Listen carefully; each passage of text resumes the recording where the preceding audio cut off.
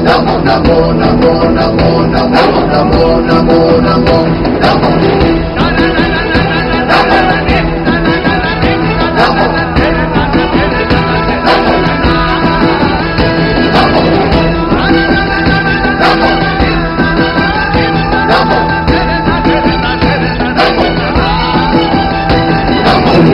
हित भरो भरो धरा का हित करो करो पाप से लड़ो लड़ो आगे तुम बढ़ो बढ़ो नमो नमो नमो नमो नमो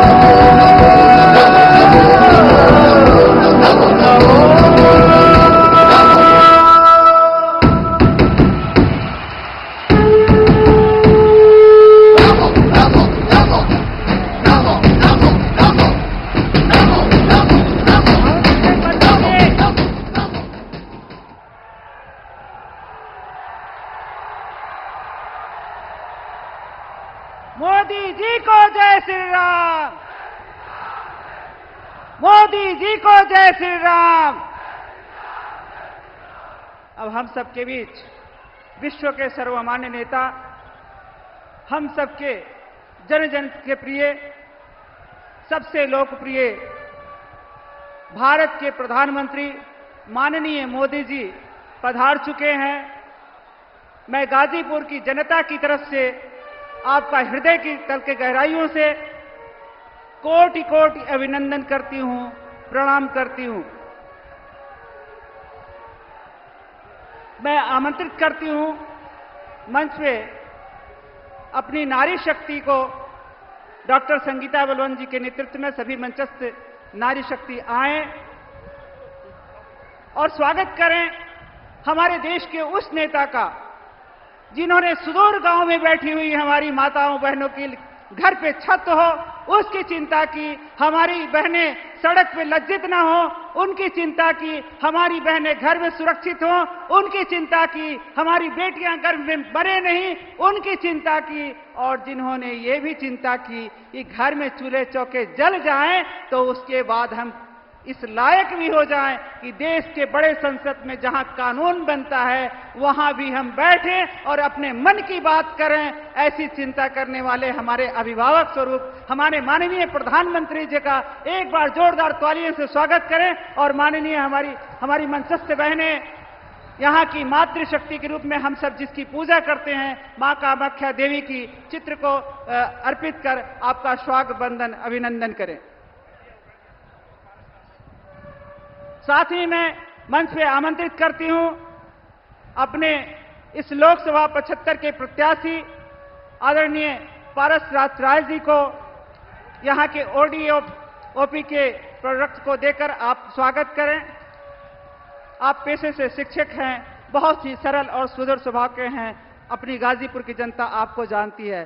साथ ही मैं आमंत्रित करती हूं अपने जिले के उन खिलाड़ियों को जिन्होंने मिक्स मार्शल आर्ट्स में नेशनल प्लेयर जय दुबे और Karan Kumar hockey national player को जिन्होंने अपने देश में उत्कृष्ट प्रदर्शन किया, गाजीपुर की तरफ से मैं आमंत्रित करती हूं कि बुके दे करके आप माननीय प्रधानमंत्री जी का स्वागत वंदन अभिनंदन करें। धन्यवाद।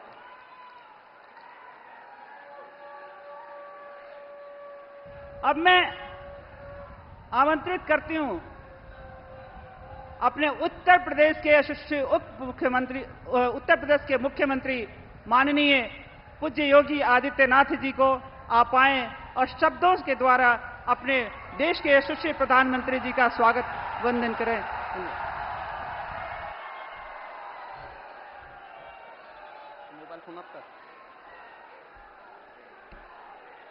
भारत माता की, भारत माता की, भारत माता की, वंदे वंदे वंदे। भारत के अंदर सांस्कृतिक नव जागरण के पुरोधा दुनिया के सबसे लोकप्रिय राजनेता और हमारे देश के यशस्वी प्रधानमंत्री आदरणीय श्री नरेंद्र मोदी जी का आज महाराज गादी की इस पावन धरा गाजीपुर में आगमन हुआ है। इस अवसर पर मां गंगा की अविरलता और निर्मलता के लिए, भारत और भारतीयता के लिए, सनातन परंपरा और संस्कृति के लिए जिन्होंने अपना पूरा जीवन समर्पित किया है, ऐसे आदरणीय प्रधानमंत्री जी का गाजीपुर की इस धरती पर आप सभी गाजीपुर वासियों की ओर से मैं हृदय से स्वागत करता हूं, अभिनंदन करता हूं। मंच पर उपस्थित सुहेलदेव राजभर पार्टी के अध्यक्ष और प्रदेश सरकार में मंत्री श्री ओम प्रकाश राजभर जी, निषाद राज पार्टी के अध्यक्ष और प्रदेश सरकार में मंत्री श्री संजय निषाद जी, राज्यसभा की माननीय सांसद श्रीमती संगीता बलवंत बिंद जी, राज्यसभा के माननीय सांसद श्री अमरपाल मौर्य जी, विधान परिषद सदस्य श्री विशाल सिंह चंचल जी, आज के इस कार्यक्रम में उपस्थित भारतीय जनता पार्टी के हमारे गाजीपुर लोकसभा क्षेत्र से लोकप्रिय प्रत्याशी श्री पारसनाथ राय जी और भारतीय जनता पार्टी के हमारे सभी पदाधिकारीगण, उपस्थित बहनों और भाइयों, आज दुनिया के सबसे लोकप्रिय राजनेता और ये हमारा सौभाग्य है कि देश के यशस्वी प्रधानमंत्री आदरणीय श्री नरेंद्र मोदी जी का इस गाजीपुर की धरा पर आगमन हुआ है। बहनों और भाइयों, आदरणीय प्रधानमंत्री जी का आगमन गाजीपुर में ये 5वीं बार हुआ है और जब इससे पहले प्रधानमंत्री जी आए हैं तो गाजीपुर को अपनी एक नई पहचान दिलाने के लिए जरूर आए हैं। याद करिए, कभी यहां पर महाराज सुहेलदेव के नाम पर नई ट्रेन सेवा प्रारंभ करने के लिए आदरणीय प्रधानमंत्री जी का आगमन होता है और कभी गाजीपुर में यहां पर महर्षि विश्वामित्र के नाम पर बने हुए मेडिकल कॉलेज के निर्माण और उसके उद्घाटन कार्यक्रम में आदरणीय प्रधानमंत्री जी का इस जनपद में आगमन होता है। और आज एक बार फिर से देश के अंदर, जो पूरे देश के अंदर आवाज है, देश के अंदर आम जन की जो भाव और भंगिमाएं हैं, इन सब को ध्यान में रख करके जब प्रधानमंत्री जी हमारे बीच में यहां पर आए हैं, इस अवसर पर जो देश की भावनाएं हैं, देश के अंदर 5 चरणों के चुनाव संपन्न हो चुके हैं। बहनों और भाइयों, आज 6ठे चरण का चुनाव चल रहा है और मैं आपको इस बात के लिए कह सकता हूं, पूरे देश के अंदर उत्तर, दक्षिण, पूरब, पश्चिम, जहां कहीं भी हम बात करते हैं, जाते हैं, चारों ओर एक ही आवाज है, एक ही नारा गूंज रहा है और वह नारा है कि फिर एक बार और अब की बार 400 पार। तो बहनों और भाइयों, 400 पार की बात जब आती है तो कांग्रेस और इंडी गठबंधन से जुड़े हुए सहयोगी दल, समाजवादी पार्टी हो या आरजेडी हो या फिर अन्य दल हैं, ये चारों खाने चित होते हुए दिखाई देते हैं, क्योंकि इन्हें तो 400 सीटों पर लड़ने का कभी सपना भी इन्होंने नहीं देखा। और भारतीय जनता पार्टी मोदी जी के नेतृत्व में अपनी उपलब्धियों को लेकर के, देश के लिए किए गए योगदान को ध्यान में रख करके हम जनता जनार्दन के आशीर्वाद से इस लक्ष्य को प्राप्त करने की ओर तेजी के साथ आगे बढ़े हैं। और उसी श्रृंखला में आज आदरणीय प्रधानमंत्री जी का आगमन गाजीपुर की इस धरा पर हुआ है। बहनों और भाइयों, हमने बदलते हुए भारत को देखा है। हमारी पीढ़ी का यह सौभाग्य है कि मोदी जी के नेतृत्व में हमने इस नए भारत का दर्शन किया है, जिस भारत का दुनिया के अंदर सम्मान बढ़ा है। याद करिए 2014 के पहले का भारत, याद करिए 2014 के पहले का भारत और आज 2024 में जहां हम खड़े हैं, जमीन और आसमान का अंतर आपको नजर आएगा। 2014 के पहले के भारत में अविश्वास का वातावरण था, दुनिया के अंदर पहचान का संकट था, दुनिया हमें सम्मान की निगाहों से नहीं देख रही थी। लेकिन आज जब 2024 में हम लोग हैं, आज बहनों और भाइयों, पहचान का संकट नहीं बल्कि पूरी दुनिया सम्मान की दृष्टि से भारत को देखती है। मोदी जी दुनिया के अंदर जहां कहीं भी जाते हैं, पूरी दुनिया पलक पावड़े बिछा करके पूरा देश उनके स्वागत के लिए उमड़ता हुआ दिखाई देता है। यह सम्मान 140 करोड़ भारतीयों का सम्मान होता है। आज दुनिया के अंदर भारत के पासपोर्ट का सम्मान बढ़ा है। हर व्यक्ति, लोगों से कोई विदेशी पूछता है, आप कहां से आए हैं? भारत से। अच्छा, मोदी के इंडिया से, मोदी के भारत से, यह प्रश्न वह जरूर बोलता है। बहनों और भाइयों, हमारा यह सौभाग्य है कि मोदी जी के नेतृत्व में हमने इस नए भारत का दर्शन कर रहे हैं। दुनिया में सम्मान बढ़ा है, देश की सीमाएं सुरक्षित हुई हैं। याद करिए, पहले घुसपैठ होती थी, आतंकी वारदातें होती थी। सुबह की शुरुआत एक नए घोटाले से, एक भ्रष्टाचार से, और सायकाल होते होते एक नया धमाका आतंकी घटनाएं घटित होती थी। लेकिन आज आतंकी वारदात नहीं होती है। आज तो बहनों और भाइयों, कहीं जोर से पटाखा फट जाए तो पाकिस्तान पहले सफाई देते हुए बनता है, कहता साहब मेरा हाथ नहीं है, क्योंकि इसे मालूम है ये नया भारत है, छेड़ता नहीं है। लेकिन अगर कोई छेड़ता है तो फिर उसको छोड़ता भी नहीं है।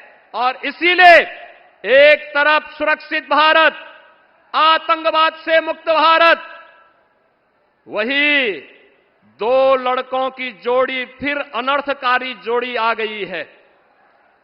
बहनों और भाइयों, ये समाजवादी पार्टी और कांग्रेस ने जब भी गठबंधन किया है, अनर्थ हुआ है।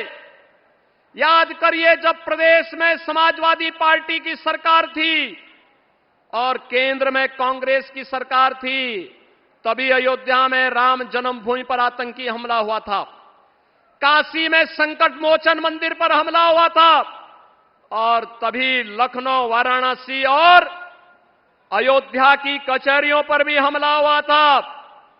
और जब समाजवादी पार्टी की सरकार फिर से प्रदेश में बनी थी और केंद्र में कांग्रेस की सरकार थी, तो समाजवादी पार्टी ने जो राम भक्तों पर गोली चलाती है, यह सरकार उस समय मुकदमों, आतंकवादियों के मुकदमों को भी वापस लेती है। लेकिन आज मोदी जी के नेतृत्व में भारत आतंकवाद और नक्सलवाद से मुक्त हुआ, और विकास की योजनाओं की तो कहने ही क्या है। आज हाईवे 4 लेन, 6 लेन, 12 लेन के हाईवे बन रहे हैं। गाजीपुर से पहले लखनऊ जाने के लिए हम लोगों को 8 घंटे लगते थे। आज बहनों और भाइयों, गाजीपुर से 3.5 घंटे में आप लखनऊ की दूरी पूर्वांचल एक्सप्रेसवे के माध्यम से पूरी कर सकते हैं। विकास का यह कार्य, रेलवे के नए नए मॉडल, वंदे भारत, अमृत भारत और नमो भारत के रूप में अब मीटर गेज की स्पीड से नहीं, अब छुक छुक की स्पीड से नहीं, अब बुलेट की स्पीड से बढ़ते हुए भारत की नई कहानी को कह रहा है। बहनों और भाइयों, AIIMS, IIT, IIM, NIT, triple IT, world class university का एक सौगात, और 1 डिस्ट्रिक्ट 1 मेडिकल कॉलेज में आपके गाजीपुर में कोई कल्पना करता था मेडिकल कॉलेज होगा? आज तो गाजीपुर का अपना मेडिकल कॉलेज है। हम सबको गौरव की अनुभूति आज इस पर करनी चाहिए। बहनों और भाइयों, यही गंगा मैया बगल से बह रही है। प्रधानमंत्री मोदी जी जब काशी से चुनाव लड़ने के लिए आए तो उस समय मोदी जी ने कहा था, मैं आया नहीं हूं, ना मुझे किसी ने बुलाया है, मुझे तो मां गंगा ने यहां पर सेवा का एक अवसर दिया है। और अविरलता और गंगा, आज आप देखेंगे गंगा की अविरलता और निर्मलता हम सबके लिए एक मानक बना हुआ है। बहनों और भाइयों, एक तरफ यह कार्य और दूसरी तरफ गरीबों के लिए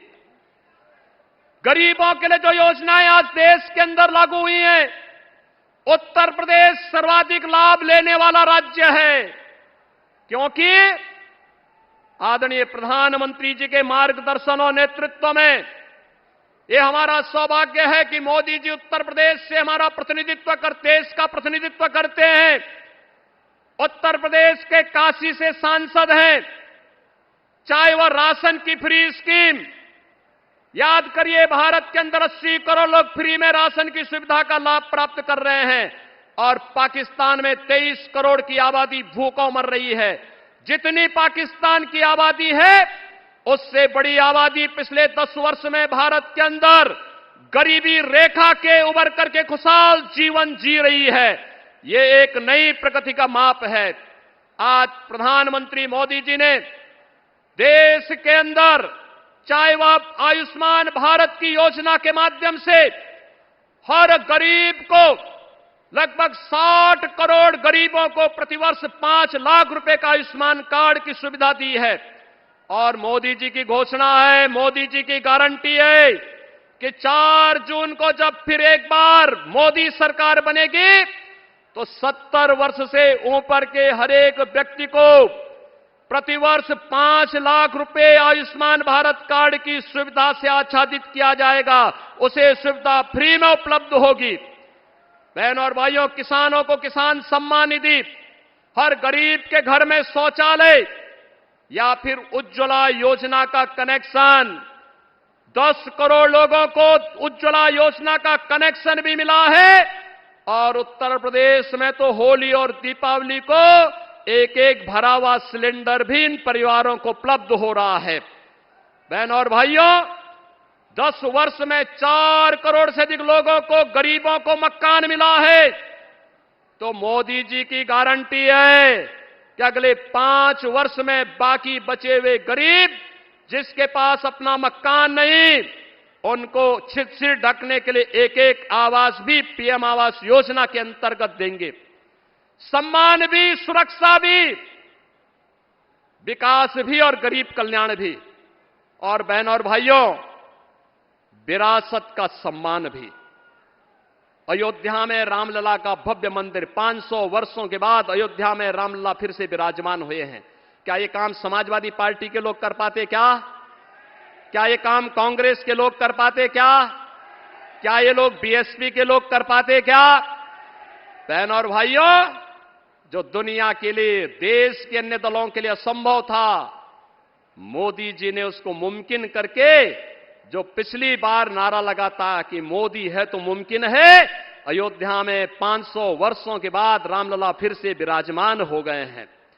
बहनों और भाइयों, एक तरफ विरासत और विकास की यात्रा, आत्मनिर्भर और विकसित भारत के लिए फिर एक बार 400 पार के लक्ष्य के साथ समर्थन मांगने के लिए मोदी जी आपके पास आए हैं।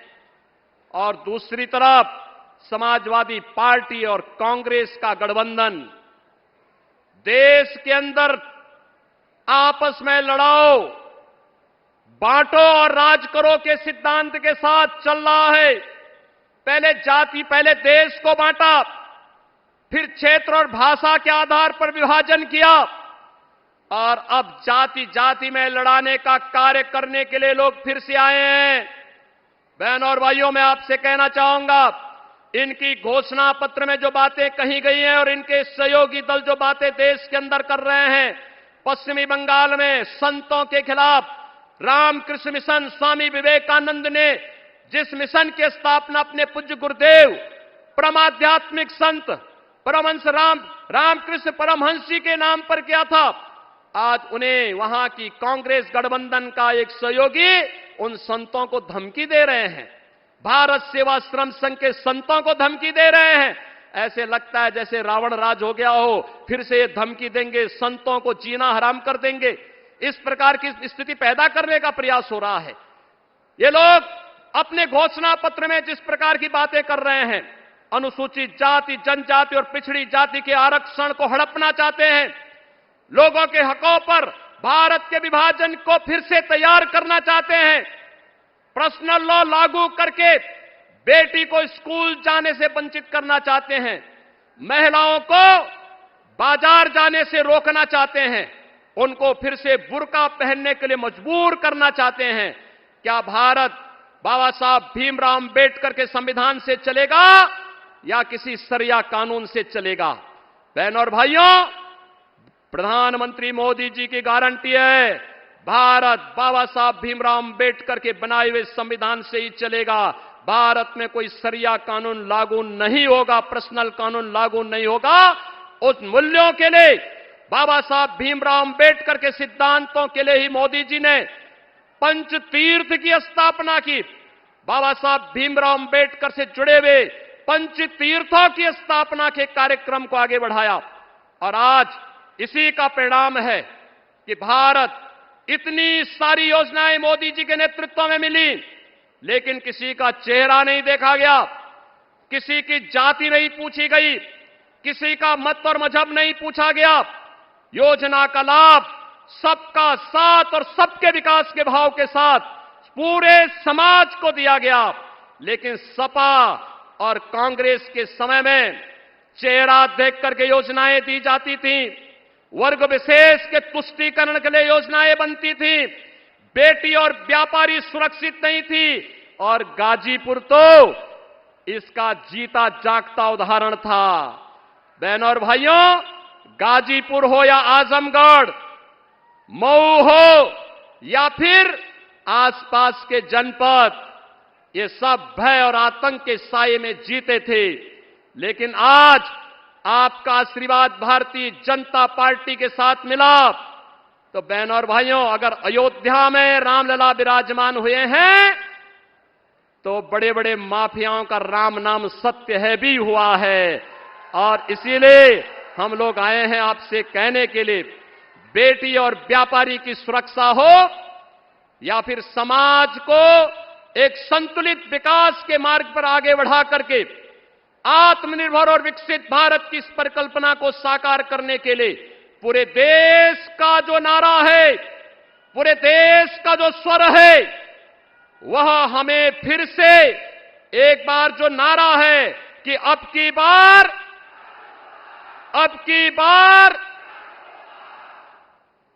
400 पार के इस लक्ष्य के साथ गाजीपुर संसदीय सीट पर श्री पारसनाथ राय को भारतीय जनता पार्टी ने मोदी जी के आशीर्वाद से, सोहेल देव राजभर पार्टी, निषाद राज पार्टी, अपना दल, इन सभी ने अपना समर्थन दिया है। गाजीपुर मोदी जी को आश्वस्त करे कि गाजीपुर से श्री पारसनाथ राय भारी बहुमत से विजयी बनकर के जाएंगे। आप आश्वस्त करेंगे? पूरा गाजीपुर, जहां तक मेरी आवाज जा रही है, सभी लोग सहमत हैं? 1 जून को जब चुनाव होंगे तो श्री पारसनाथ राय जी भारी बहुमत से विजयी बनकर के गाजीपुर से जाएंगे। गाजीपुर विकास और सुशासन के इस मॉडल का एक बार फिर से केंद्र बनेगा। सहमत हैं? सभी लोग सहमत हैं? मैं आप सबकी ओर से आदरणीय प्रधानमंत्री जी का एक बार फिर से हृदय से स्वागत करता हूं, अभिनंदन करता हूं और आप सबसे कहता हूं, जय श्री राम, जय जय श्री राम।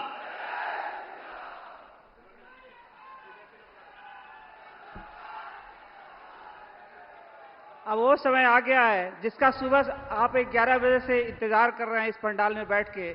मैं अब इस वीरों की धरती, शहीदों की धरती, माननीय स्वामी सहजानंद जी की धरती पे माननीय प्रधानमंत्री जी को अनुरोध करती हूं कि आप आएं और अपने शब्दों से अनुग्रहित करें।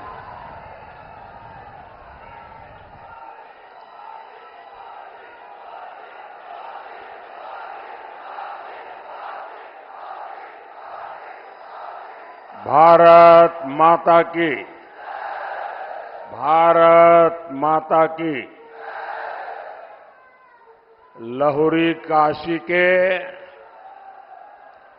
पावन धरती पर आप सब गाजीपुर के लोगन के हमार प्रणाम बा। मैं माता कामाख्या और महाहर धाम को प्रणाम करता हूं। बनारस वालों के लिए तो गाजीपुर आना ऐसा ही है जैसे बगल के मोहल्ले में आ गए। बनारस वाले अगर गाजीपुर आए जालन और केहू फोन करे तो कहलन, अरे यहीं गरे में है बतवा। इसलिए मैं भी गाजीपुर प्रचार करने नहीं आया हूं, अपनी माताओं बहनों का और आप सबका आशीर्वाद लेने आया हूं। और ये जनसमूह, ये जोश पूरे यूपी के साथ, और गाजीपुर जरा ताकत से कह रहा है, फिर एक बार साथियों, हमारे गाजीपुर का सामर्थ्य क्या है, ये इतिहासकारों से ज्यादा देश की सीमाओं को पता है। ये पराक्रम और शौर्य की गाथाएं बताती है। डॉक्टर शिवपूजन राय, भागवत मिश्रा और मैगर सिंह जैसे सेनानी, वीर अब्दुल हमीद, राम उग्रह पांडे और ब्रिगेडियर उस्मान जैसे वीर गाजीपुर की परंपरा और गाजीपुर का गहमर गांव, ये नाम ही काफी है। हर घर से जहां जांबाज निकलते हो, ये गौरव गाजीपुर के अलावा और किसे मिला होगा क्या? पूरा देश इस मिट्टी का ऋणी है। भाइयों और बहनों, मुझे आपके बीच कई बार आने का अवसर मिला है, चाहे संगठन का काम करता था, या चाहे गुजरात का मुख्यमंत्री था, या लोकसभा में चुनाव का समय हो, विकास के काम हो। मैं जब भी गाजीपुर आता हूं तो मुझे एक पुराना प्रसंग बार बार याद आता है। ये प्रसंग इस बात का गवाह है कि कैसे इंडी वालों ने गाजीपुर के साथ विश्वासघात किया। आजादी के बाद कांग्रेस ने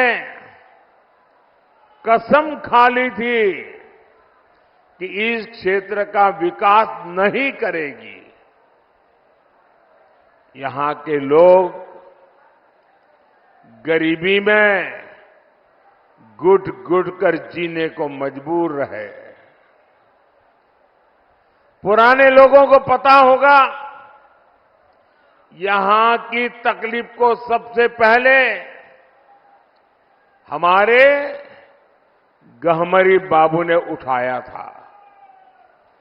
उन्होंने पार्लियामेंट में नेहरू जी को यहां की स्थिति बताई और आंख में आंसू के साथ बाबूजी ने कहा कि कैसे यहां के लोग जानवरों के गोबर से गेहूं बीन करके खाते थे, लेकिन कांग्रेस पार्टी ने क्या किया, उसमें भी राजनैतिक मौके तलाश लिए, सियासी ड्रामे हुए, लोगों की आंख में धूल झोंकने के लिए पटेल आयोग बना, रिपोर्ट आई, फिर फाइल धूल फांकने के लिए छोड़ दी गई। साथियों, आज मुझे कितना संतोष होता है कि हमारी सरकार हर गरीब को मुफ्त राशन दे रही है। कोरोना के इतने बड़े संकट में भी सरकार ने गरीब को भूखे नहीं सोने दिया। गरीब के घर का चूल्हा बुझने नहीं दिया। मुफ्त राशन की योजना पर आज मोदी लाखों करोड़ रुपए खर्च कर रहा है। किसके लिए?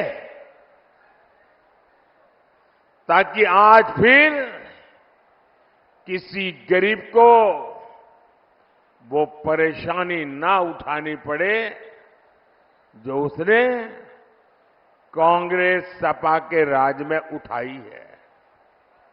साथियों, इंडी गठबंधन वालों को कभी भी आपकी परवाह नहीं होगी।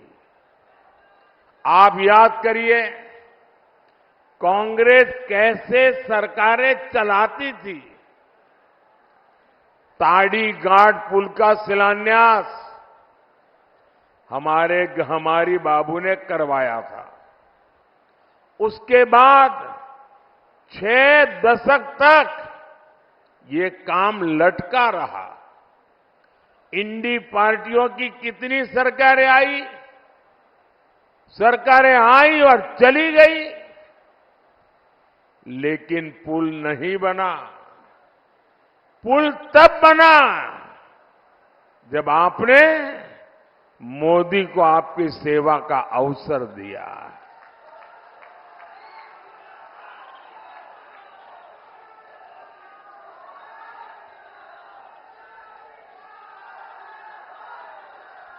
और ये मेरा सौभाग्य था कि बाबूजी का जो सपना था वो मैंने यहां आकर के इसका उद्घाटन करने का सौभाग्य मुझे मिला।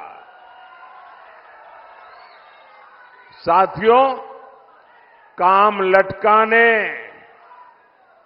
और हक मारने में तो कांग्रेस को महारत हासिल है।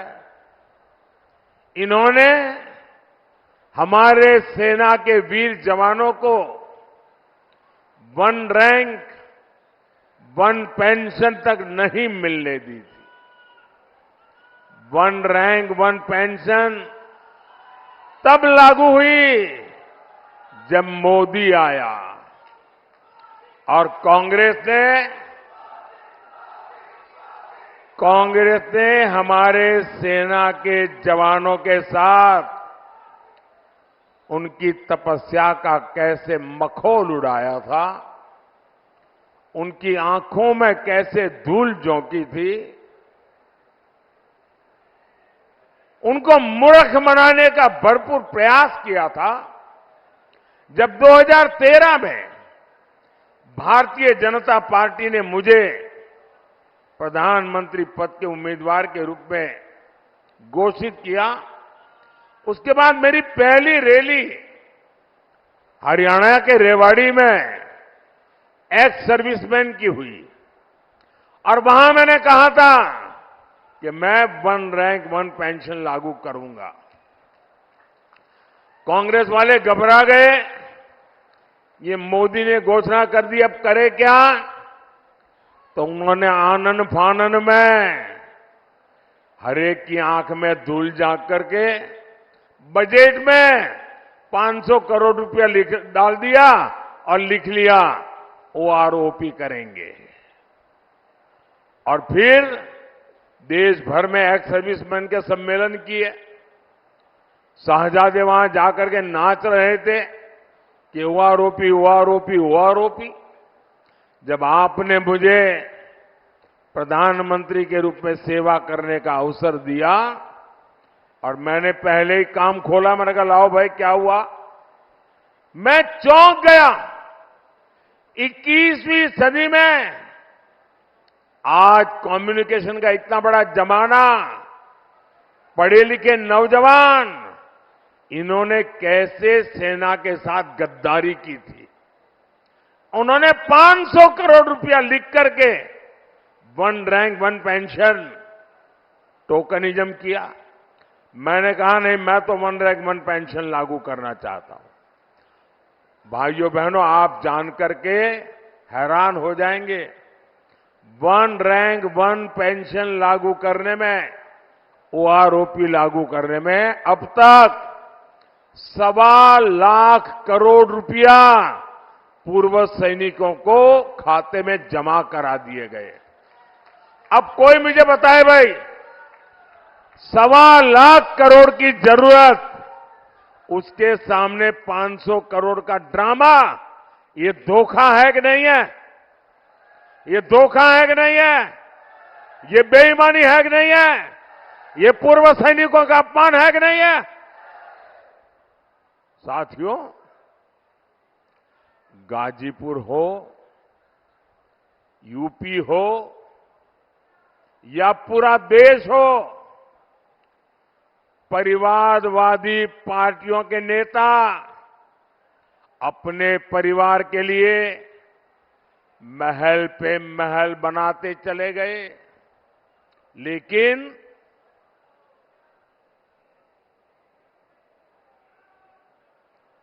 गांव, गरीब, किसान, मजदूर, दलित, वंचित, वो जीवन की छोटी छोटी जरूरतों के लिए जूझते रहे। मोदी ने जो काम किए, उनसे गरीब का जीवन बदला। सिर्फ 10 साल में 25 करोड़ लोग गरीबी से बाहर निकले हैं। ये कैसे हुआ? 25 करोड़ लोग 10 साल में गरीबी से बाहर निकले, कैसे हुआ? मैं आपसे पूछना चाहता हूं, कैसे हुआ?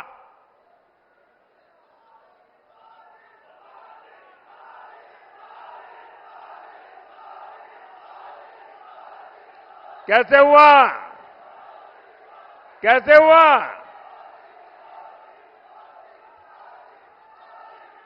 ये मोदी के कारण नहीं, ये आपके एक वोट की ताकत है, जिसके कारण 25 करोड़ लोग गरीबी से बाहर निकले।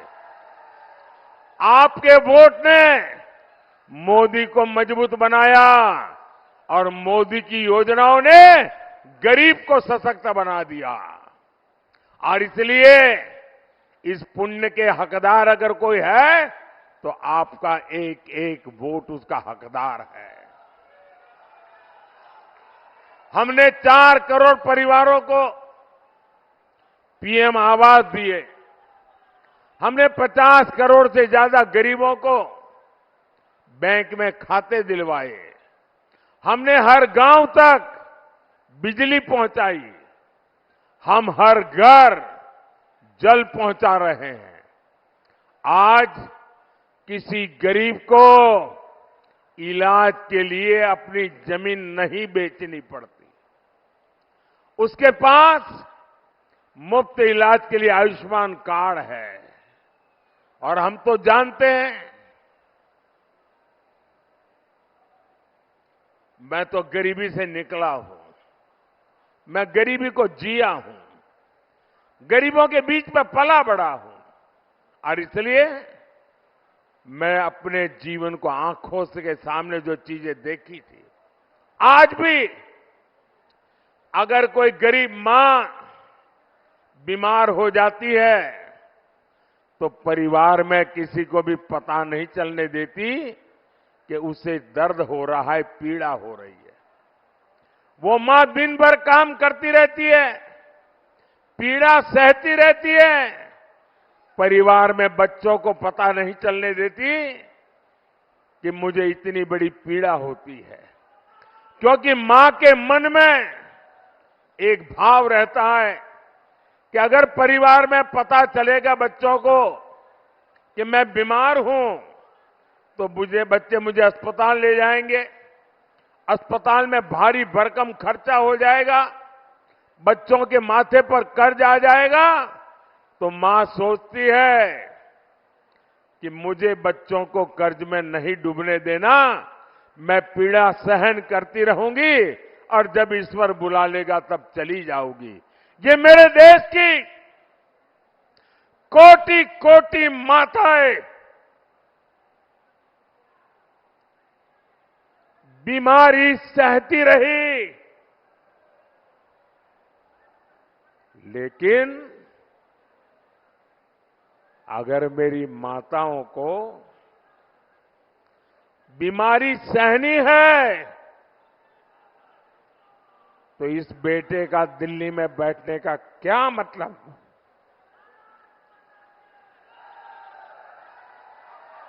और इसलिए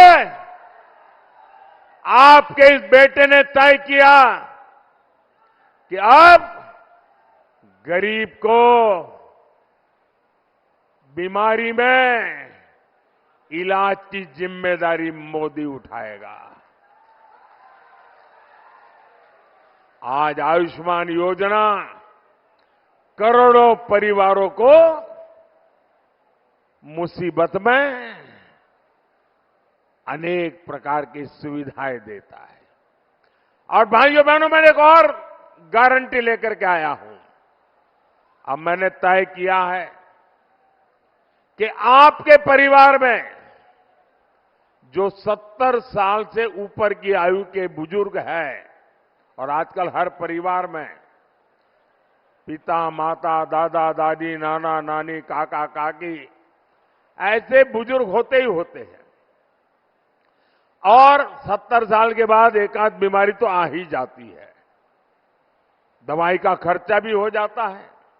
और जो बेटा बेटी कमाते हैं उनके सामने एक तरफ खुद के बच्चों को आगे बढ़ाने का काम रहता है, रोजमर्रा की जिंदगी चलानी होती है, और ऊपर से अपने परिवार के बुजुर्गों को संभालना होता है। लेकिन बीमारी आ जाए तो पूरा ध्यान बीमारी में लग जाता है, और जो कमाने वाले बेटे बेटी हैं उन पर बहुत बोझ पड़ जाता है। तो मोदी ने गारंटी दी है, अब किसी कमाने वाले बेटे बेटी पर ये बोझ मैं नहीं पड़ने दूंगा। आपके परिवार के 70 साल से ऊपर के लोगों का बीमारी में इलाज, इसकी जिम्मेवारी अब मोदी उठाएगा।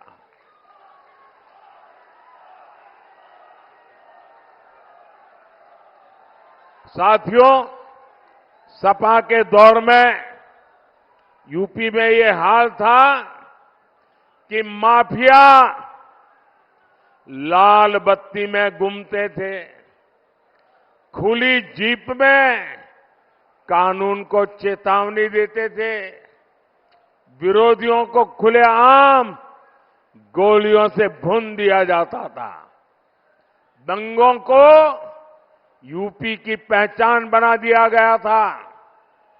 सपा की सरकार में हर महीने 2 से 3 बड़े दंगे होते थे। इसका नुकसान गरीबों को होता था, दुकानदारों को, कारोबारियों को, हर एक को होता था। अब योगी जी की सरकार में दंगे भी बंद है और दंगाई भी बंद है।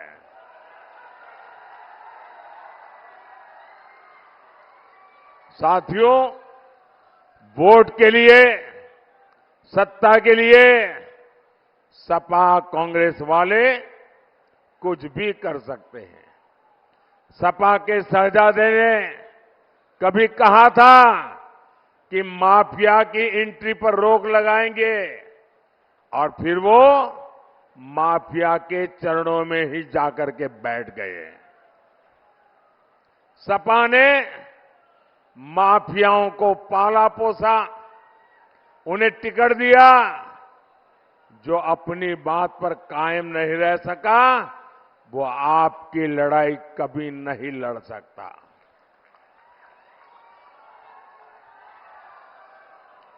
साथियों, इंडी गठबंधन में जितनी पार्टियां हैं, ये इंडी गठबंधन वाली जितनी पार्टियां हैं ना, उन सब में कुछ अवगुण कॉमन है, उनकी पहचान है। एक, इंडी गठबंधन वाली सभी पार्टियां गौर सांप्रदायिक है।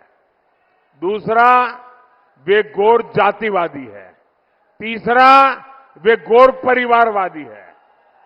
इन लोगों ने हमेशा देश में दलितों, पिछड़ों को आगे बढ़ने से रोका। आप याद करिए, देश में बाबा साहब अंबेडकर का अपमान किसने किया था? उन्हें षड्यंत्र करके चुनाव किसने हराया था? कांग्रेस पार्टी ने। बाबा साहब को भारत रत्न किसने नहीं मिलने दिया? कांग्रेस पार्टी ने। इन लोगों ने एक दलित के बेटे रामनाथ कोविंद को भी अपमान किया। एक आदिवासी महिला को राष्ट्रपति चुनाव हराने के लिए पूरा इंडी गठबंधन इकट्ठा हो गया। और यही वो लोग हैं जिन्होंने राजा सोहेलदेव जैसे महान वीर का कभी सम्मान नहीं होने दिया। बीजेपी ने उनकी स्मृति में डाक टिकट जारी की। आज उनके नाम पर ट्रेन चल रही है। साथियों, अब इंडी गठबंधन वाले दलितों, पिछड़ों का आरक्षण लूटने में लगे हैं। ये लोग दलितों, पिछड़ों का आरक्षण बंद करके उसे धर्म के आधार पर देने की साजिश कर रहे हैं। ये लोग पासी, जाटव, लोनिया, कुर्मी, यादव, बिंद, निषाद, कुर्मी, पटेल जैसी अनेक जातियों का सबका आरक्षण छीनने के लिए उन्होंने प्लान किया हुआ है और कर्नाटका में लागू किया। कर्नाटका में उन्होंने रातों रात मुसलमानों को ओबीसी बना दिया और ओबीसी का सारा आरक्षण छीन लिया। अब बंगाल में तो इनका बहुत बड़ा षड्यंत्र खुला है। 2 दिन पहले कलकत्ता हाईकोर्ट ने पर्दा उठाया। वहां क्या खेल चल रहा था?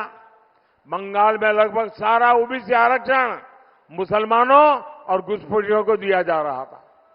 ये कांग्रेस, सपा, टीएमसी के गठबंधन साथी, ये सब एससी, एसटी, ओबीसी आरक्षण की इस लूट में एक साथ खड़े हैं। और कौन एसटी, एसटी, ओबीसी का आरक्षण के पक्ष में इनसे मोर्चा ले रहा है? इनके सामने आज सीना तान के कौन लड़ाई लड़ रहा है? ये मोदी लड़ाई लड़ रहा है। और मैं आपको गारंटी देता हूं, जब तक मोदी जिंदा है, जब तक मोदी जिंदा है, एससी, एसटी, ओबीसी का आरक्षण मैं किसी हालत में उनको छीनने नहीं दूंगा। मैं धर्म के आधार पर खेल खेलने नहीं दूंगा। वंचितों का जो अधिकार है, वंचितों का जो अधिकार है, मोदी उसका चौकीदार है। साथियों, इंडी गठबंधन तुष्टीकरण की सनक में हर हद पार कर रहा है। ये लोग राम मंदिर का अपमान कर रहे हैं। सपा के नेता राम मंदिर को बेकार और पाखंड बताते हैं। कांग्रेस के शहजादे वो तो राम मंदिर पर ताला लगवाने का प्लान बना रहे हैं। इतना ही नहीं, इंडी गठबंधन वालों ने एक और ऐलान किया है। ये कह रहे हैं कि कश्मीर में आर्टिकल 370 धारा 370 फिर से वापस लाएंगे। यानी कांग्रेस फिर से कश्मीर को आतंकवाद की आग में झोंकेगी। कांग्रेस फिर से पाकिस्तान के हौसले बुलंद करेगी। ये फिर से हमारे सैनिकों का खून बहाना चाहते हैं। गाजीपुर की जनता ये होने नहीं देगी, मुझे पूरा भरोसा है। गाजीपुर लोगों को तो गर्व है कि आज जिस चीज का जम्मू कश्मीर की दुनिया में चर्चा हो रही है, वहां के चुनावों की चर्चा हो रही है, बढ़ चढ़ करके आज जम्मू कश्मीर का जो मतदान हो रहा है उसका गौरवगान हो रहा है, तो गाजीपुर के हर व्यक्ति को गर्व होता है कि गाजीपुर का बेटा आज जम्मू कश्मीर की कमान संभाल रहा है।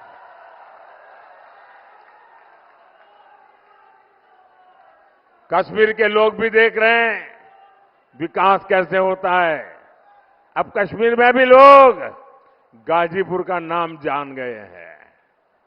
साथियों, गाजीपुर ने देखा है कमल खिलता है तो विकास की खुशबू कैसे फैलती है। अब गाजीपुर में हर कोई कह रहा है काम तो बहुत भइल बा, अब कमवा दिखाई पड़त बा। सम्मान चाहिए कि माफिया के धौंस चाहिए। आज पूर्वांचल एक्सप्रेसवे हो, गाजीपुर मांझीघाट ग्रीनफील्ड एक्सप्रेसवे प्रोजेक्ट हो, रेलवे स्टेशनों का विकास हो, सड़क, हाईवे, पुल, कृषि इंफ्रास्ट्रक्चर, गोदाम, पेरिसेबल कार्गो, महर्षि विश्वामित्र मेडिकल कॉलेज की सुविधा, गाजीपुर में जो काम 60 वर्ष में नहीं हुआ वो हमने 10 साल में करके दिखाया है। साथियों, मुझे विकसित भारत के संकल्प के लिए गाजीपुर का भरपूर मार्गदर्शन समर्थन चाहिए। 400 पार में मुझे एक कमल गाजीपुर का चाहिए। मां भारती के चरणों में गाजीपुर का कमल भी चढ़ना चाहिए। चढ़ेगा? पक्का चढ़ेगा? 1 जून को भाई पारसनाथ राय जी को आप भारी बहुमत से जिताए और उन कमल के निशान पर दिया हुआ हर वोट मोदी के खाते में जाएगा।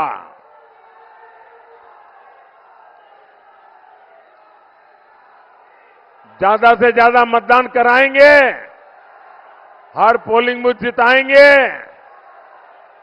अच्छा, मेरा एक काम करेंगे, मेरा एक काम करेंगे, ऐसे नहीं पूरा बताओ तो बोलूंगा। मेरा एक काम करेंगे, ये चुनाव का काम नहीं है, ये पारसनाथ जी का काम नहीं है, ये बीजेपी का काम नहीं है, मेरा अपना काम है। बोलो करोगे? हाथ ऊपर करके बताओ करोगे? एक काम करना, आपके गांव में, आपके इलाके में कोई न कोई देवस्थान होगा, कोई न कोई मंदिर होगा, कोई तीर्थ क्षेत्र होगा। मेरी तरफ से वहां जाना, मत्था टेकना और परमात्मा से विकसित भारत के लिए आशीर्वाद मांगना। करेंगे? करेंगे? दूसरा काम, हर परिवार में जाइए और हर परिवार में जाकर के कहिए कि अपने मोदी जी आए थे, मोदी जी ने आपको प्रणाम कहा है, मेरा प्रणाम पहुंचा देंगे। बोलो भारत माता की, भारत माता की, भारत माता की। बहुत बहुत धन्यवाद।